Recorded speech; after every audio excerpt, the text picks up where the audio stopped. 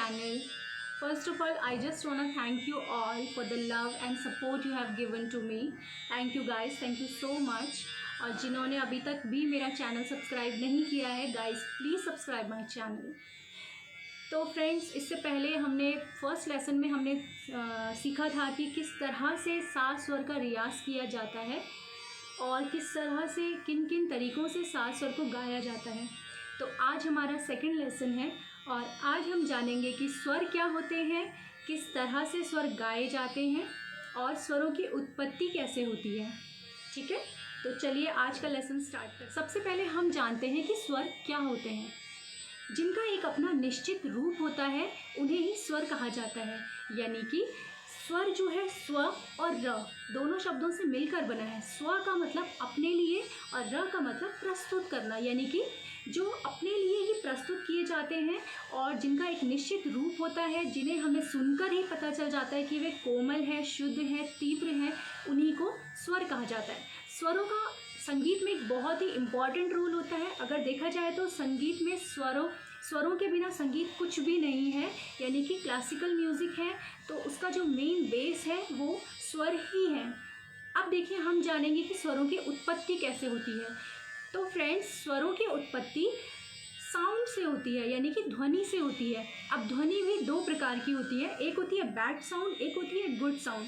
यानी कि bad sound जो हमारे कानों को सुनने में अच्छी नहीं लगती है और गुड साउंड जो हमारे कानों को सुनने में अच्छी लगती है. तो ऐसी ही जो एक कानों को अच्छी लगने वाली मधुर ध्वनि होती है, उसी से हमारे स्वर उत्पन्न होते हैं. अगर वैसे देखा जाए, इसे कहा जाए तो संगीतोपयोगी जो मधुर ध्वनि होती है उसे नाद कहा जाता है और इस नादों से ही स्वरों की उत्पत्ति होती है.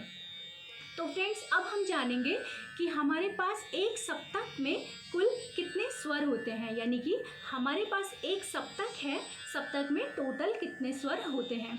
तो फ्रेंड्स, हमारे पास एक सप्तक में 7 स्वर होते हैं. मैंने आपको पहले भी बताया था, सा से नी तक हमारे पास एक सप्तक में 7 स्वर होते हैं. सा, रे, ग, म, प, ध, नी.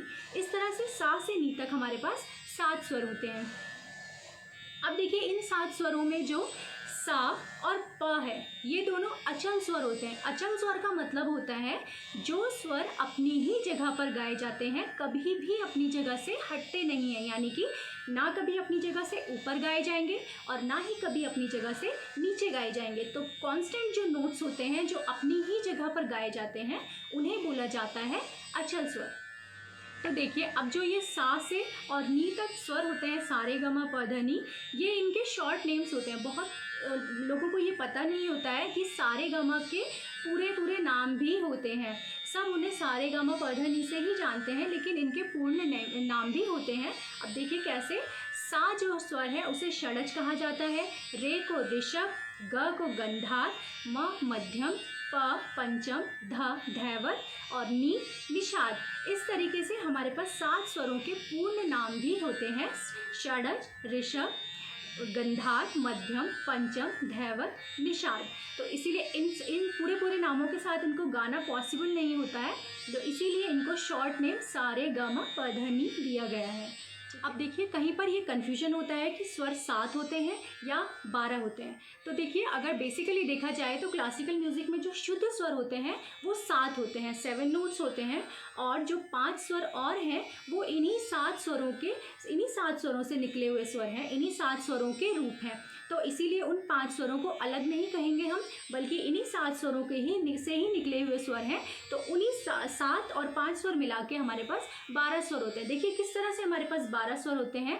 अब हमने बताया 7 हमारे पास शुद्ध स्वर होते हैं, यानी कि सा रे ग म प ध नि. ये तो हमारे पास शुद्ध स्वर होते हैं, जिनमें से सा और प जो है वो कांस्टेंट नोट्स होते हैं, वो कभी भी चेंज नहीं होते हैं. अचल स्वर उन्हें कहा जाता है, यानी कि वे स्वर अपनी ही जगह पर गाए जाते हैं. अब इन 2 स्वरों के अलावा जो हमारे पास रे, ग, म, ध और नि, ये 5 स्वर होते हैं. ये पाँचों स्वर जो होते हैं इन्हें चल स्वर भी कहा जाता है और विकृत स्वर भी कहा जाता है. विकृत का मतलब होता है जो विकार पैदा करते हैं, यानी कि जो शुद्ध नहीं होते हैं बल्कि शुद्ध से अलग होते हैं, उन्हें विकृत स्वर कहा. अब देखिए, जो ये विकृत स्वर होते हैं, विकृत स्वर भी हमारे पास 2 तरह के होते हैं. एक होता है कोमल विकृत और एक होता है तीव्र विकृत, यानी कि जिन्हें कोमल स्वर कहा जाता है और तीव्र स्वर कहा जाता है। तो कोमल स्वर जो होते हैं हमारे पास वो 4 माने गए हैं, रे, ग, ध, नी।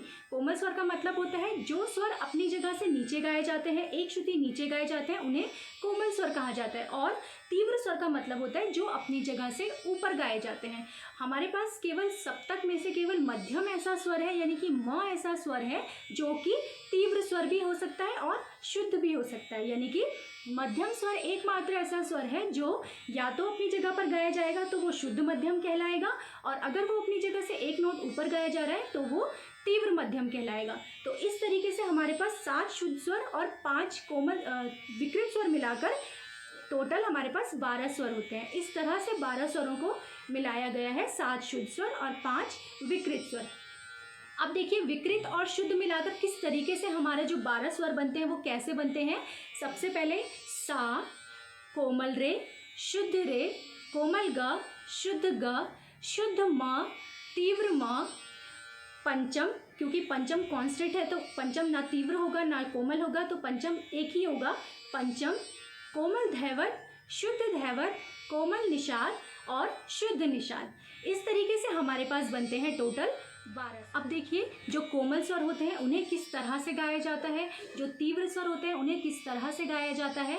स्वरों की अपनी एक प्रकृति होती है, हमें सुनने में ही पता चल जाना चाहिए कि वो कोमल स्वर बज रहा है या तीव्र स्वर बज रहा है या शुद्ध स्वर बज रहा है। तो इस तरह से हमें सुनने में ही पता चल जाना चाहिए। हर स्वर को अलग अलग तरह से गाया जाता है, जैसा शुद्ध स्वर गाया जाता है उससे थोड़ा अलग कोमल स्वर गाया जाता है, थोड़ा अलग तीव्र स्वर गाया जाता है। इस तरह से जो ये 12 स्वर है इनको अलग अलग तरीके से गाया जाता है। जो 7 शुद्ध स्वर होते हैं उन स्वरों का जो बीच में जो गैप होता है, यानी कि जो निश्चित दूरी होती है वो एक समान होती है बिल्कुल। जैसे सा से रे जितना दूर होगा उतना ही दूर रे से ग होगा। इस तरीके से एक समान दूरी पे एक समान अंतराल में इन्हें गाया जाता है। स्वरों की अपनी एक दूरी होती है, एक निश्चित जगह होती है जिस तरह से उन्हें गाया जाता है, एक निश्चित अंतराल में उन्हें गाया जाता है। तो अगले लेसन में मैं आपको बताऊँगी किस तरह से शुद्ध स्वरों को, कोमल स्वरों को और तीव्र स्वर को गाया जाता है। ये हम नए लेसन में पढ़ेंगे। तब तक के लिए please subscribe my channel. Thank you.